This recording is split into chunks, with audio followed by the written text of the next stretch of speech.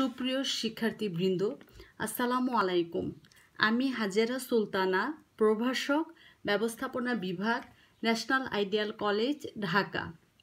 আশা করছি আল্লাহর অশেষ কৃপায় তোমরা সকলেই ভালো আছো।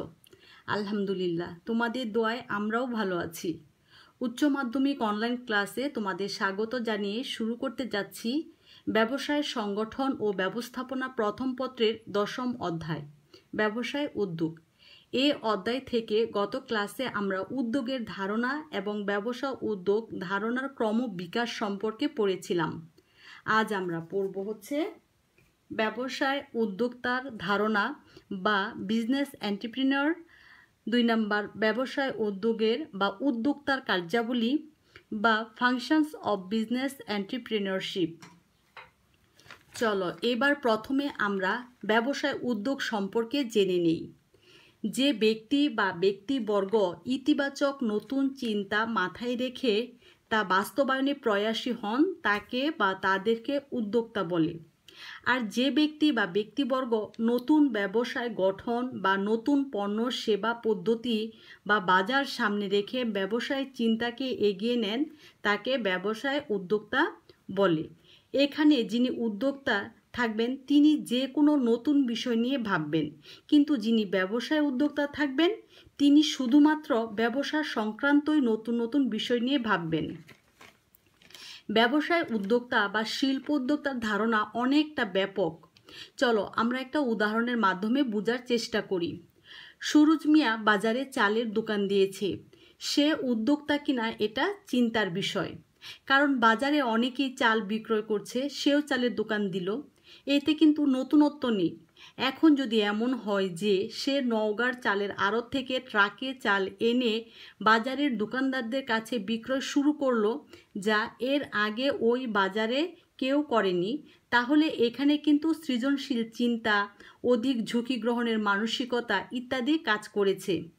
এখন তাকে ব্যবসায় উদ্যোক্তা বলতে আমাদের কোনো সমস্যা নেই, কারণ আমরা তো জেনেছি যে ব্যবসায় নতুন চিন্তা ও ঝুঁকি গ্রহণের মানসিকতা বাস্তবায়নে যিনি উদ্যোগী হন তিনি হচ্ছেন মূলত ব্যবসায় উদ্যোক্তা। উদ্যোক্তা কি কিন্তু সাধারণ ব্যবসায়ী নন, আবার পেশাদার ব্যবস্থাপকও নন, বরং তার চেয়ে বেশি কিছু। শিক্ষার্থীবৃন্দ, এখানে তার চেয়ে বেশি কিছু বলতে আমরা কি বুঝি?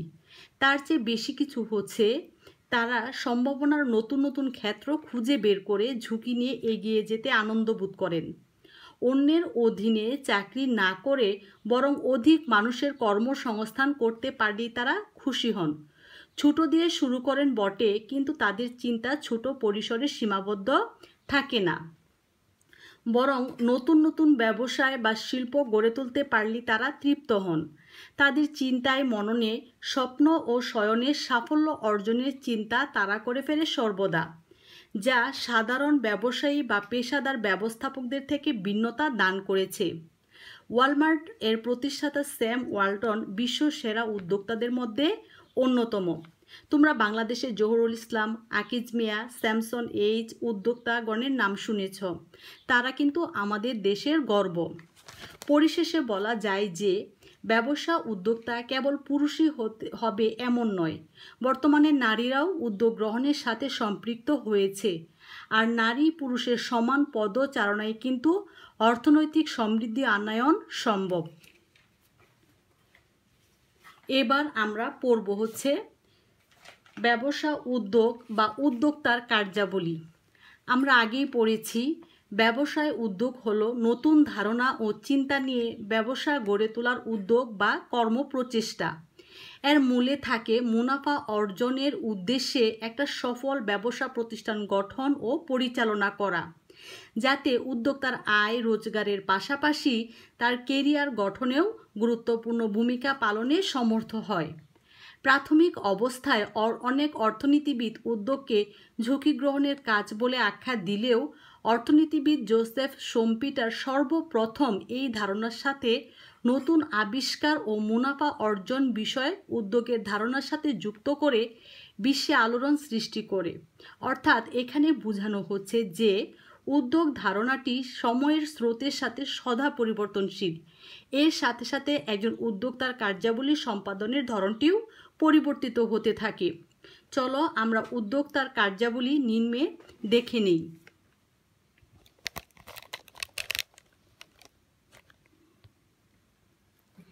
1 নম্বরে আছে উদ্যোগ চিন্তার উন্নয়ন, 2 নম্বর হচ্ছে সম্ভাব্যতা যাচাই ও সিদ্ধান্ত গ্রহণ, 3 নম্বর অর্থসংস্থান, 4 নম্বর হচ্ছে ঝুঁকি গ্রহণ, 5 নম্বর হচ্ছে উপকরণাদি সংহতকরণ, 6 নম্বর হচ্ছে বাজার সৃষ্টি, 7 নম্বর সাফল্য ও ব্যর্থতা মূল্যায়ন, 8 নম্বর হচ্ছে উন্নয়ন কর্মসূচি বাস্তবায়ন, 9 নম্বর হচ্ছে আধুনিক প্রযুক্তির ব্যবহার, 10 নম্বর হচ্ছে মানব সম্পদ ব্যবস্থাপনা। এই কার্যাবলীগুলো সম্পর্কে চলো এবার আমরা বিস্তারিত জানি। 1 নম্বর উদ্যোগ চিন্তার উন্নয়ন বা ডেভেলপমেন্ট অফ এন্টারপ্রেনিউরশিপ থিঙ্কিং। উদ্যোগ চিন্তার উন্নয়ন বলতে ব্যবসায় উদ্যোগ সৃজনশীল চিন্তার সাথে সম্পর্কযুক্ত হওয়াকে বোঝায়। অর্থাৎ উদ্যোক্তা সবসময়ই নতুন নতুন চিন্তা করে চিন্তার উন্নয়ন ঘটায়। অন্য ব্যবসায়ী কোন ব্যবসায় ভালো করছে সে দিকটা দেখার চাইতে নিজে কোন ব্যবসায় গড়ে তুললে ভালো করতে পারবে একজন উদ্যোক্তা সে দিকটা দেখতেই কিন্তু আগ্রহী থাকে। নতুন কি করলে ব্যবসায়ে দ্রুত সাফল্য লাভ সম্ভব হবে সে বিষয়টাই তার কাছে প্রাধান্য পায় সবসময়। শিক্ষার্থী বৃন্দরা আর এভাবেই সে নানান চিন্তাকে বিচার বিবেচনা করে উদ্যোগ চিন্তার উন্নয়ন ঘটায়। 2 নাম্বার হচ্ছে সম্ভাব্যতা যাচাই ও সিদ্ধান্ত গ্রহণ বা testing flexibility and taking decision. একজন উদ্যোক্তার অত্যন্ত গুরুত্বপূর্ণ কাজ হলো এ সম্ভাব্যতা যাচাই ও সিদ্ধান্ত গ্রহণ।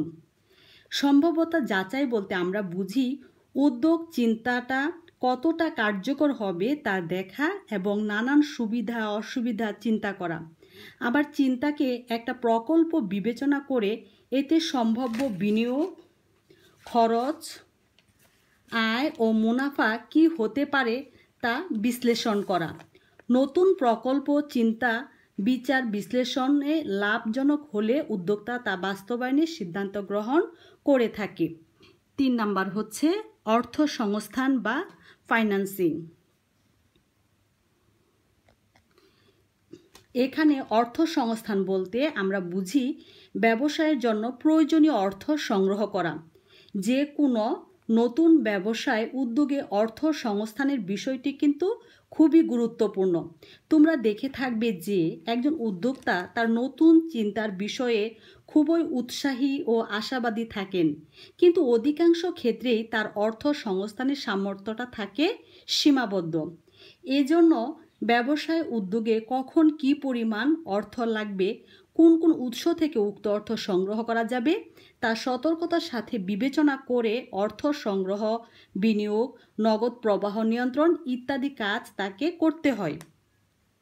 4 নাম্বার হচ্ছে ঝুঁকি গ্রহণ বা টেকিং রিস্ক। ব্যবসায় উদ্যোগের বা উদ্যোক্তার আরেকটি গুরুত্বপূর্ণ কাজ হলো ঝুঁকি গ্রহণ। ঝুঁকি হলো আর্থিক ক্ষতির সম্ভাবনা। মানুষের জীবন ও সম্পত্তিকে ঘিরে এই ঝুঁকি ও অনিশ্চয়তা সবসময় বিদ্যমান থাকে। ব্যবসায় উদ্যোগে যেহেতু নতুন পণ্য, সেবা পদ্ধতি, বাজার ইত্যাদিকে সামনে নিয়ে আসা হয়, ফলে তার কার্যকারিতা কতটা ফলদায়ক হবে এ নিয়ে স্বভাবতই উদ্বেগ উৎকণ্ঠা বেশি থাকে। এজন্য উদ্যোক্তাকে অনেক বেশি ঝুঁকি নিতে হয়। এই ঝুঁকিকে পিছনে রেখে সাফল্য অর্জনে তাই একজন উদ্যোক্তা অনেক বেশি প্রত্যয়ী ও কর্মতৎপর থাকেন। 5 নাম্বার হচ্ছে উপকরণাদি সংহতকরণ বা অর্গানাইজিং রিসোর্সেস। ব্যবসায় প্রয়োজনীয় জিনিসপত্র একত্রিতকরণ করাকে উপকরণাদি সংহতকরণ বলে। আমরা জানি যে ব্যবসা উদ্যোগকে সফল করতে হলে অর্থ ছাড়াও বিভিন্ন উপকরণ যেমন শ্রম, যন্ত্রপাতি, কাঁচামাল ইত্যাদি জোগাড় এবং সেগুলো আবার সঠিকভাবে সমন্বিত করার প্রয়োজন পড়ে। এক্ষেত্রে কিন্তু জনশক্তি সংগ্রহে উদ্যোক্তাকে খুবই সতর্ক থাকতে হয়, কারণ উদ্যোক্তার উদ্যোগকে জনশক্তির মাধ্যমে এগিয়ে নেওয়া হয়। এক্ষেত্রে একবার ভুল করলে উদ্যোগ এগিয়ে নেওয়া কঠিন হয়ে পড়ে। এছাড়া শুরু থেকেই প্রতিষ্ঠানের উত্তম নিয়ম পদ্ধতি গড়ে তোলা না গেলে পরবর্তীতে প্রতি পদে পদে সমস্যা মোকাবেলা করতে হয়। 6 নাম্বার হচ্ছে বাজার সৃষ্টি বা ক্রিয়েটিং মার্কেট। বাজার সৃষ্টি বলতে মূলত নির্দিষ্ট এলাকায় চাহিদা সৃষ্টির কাজকে বোঝায়। যে কোনো নতুন পণ্য বা সেবা যদি বাজারজাতকরণ করতে চাই, তাহলে আমাদের কি করতে হয়? প্রথমে উক্ত পণ্য বা সেবাকে ক্রেতা সাধারণের নিকট জনপ্রিয় করে তুলতে হয়। নতুন ব্যবসা শুরু করলে সম্ভাব্য গ্রাহকদের ওই ব্যবসায়ের প্রতি আগ্রহী করে তোলার প্রয়োজন পড়ে। সম্ভাব্য গ্রাহকদের মধ্যে আস্থা গড়ে তোলার জন্য উত্তম পণ্য ও সেবার পাশাপাশি উত্তম আচরণ, গ্রাহকদের সুবিধামতো মূল্য ও শর্ত নির্ধারণ, প্রচার ও যোগাযোগ রক্ষা ইত্যাদি নানান কার্যক্রম কিন্তু গ্রহণের প্রয়োজন পড়ে। এভাবে একবার বাজার সৃষ্টি করতে পারলে উদ্যোগ এগিয়ে নেওয়াটা কিন্তু সহজতর হয়ে যায়। 7 নাম্বার হচ্ছে সাফল্য ব্যর্থতা মূল্যায়ন বা evolution of success and failure.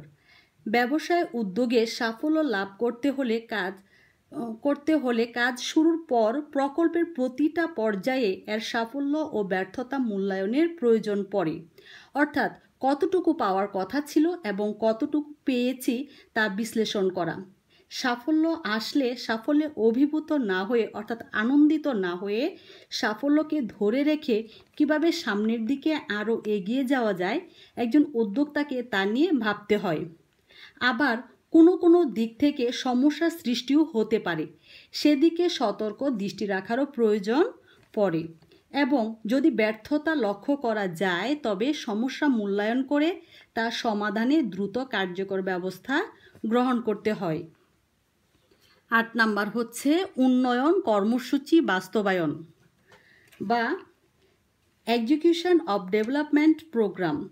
শিক্ষার্থীবৃন্দ, ব্যবসায় উদ্যোগে সফলতা ধরে রাখতে উন্নয়ন কর্মসূচি গ্রহণ ও তা বাস্তবায়নের যথেষ্ট সতর্ক ও আন্তরিক হওয়ার প্রয়োজন পড়ে। মনে রাখতে হয়, সময়ের 1 ফোর অসময়ের 1000 ফোর।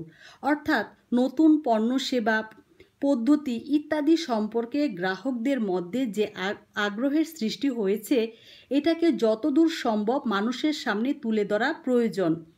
এক্ষেত্রে কোনোরূপ আলস্য কিন্তু প্রতিযোগী সৃষ্টির পথ খুলে দিতে পারে।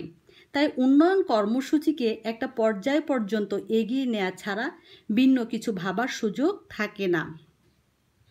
9 নাম্বার হচ্ছে আধুনিক প্রযুক্তির ব্যবহার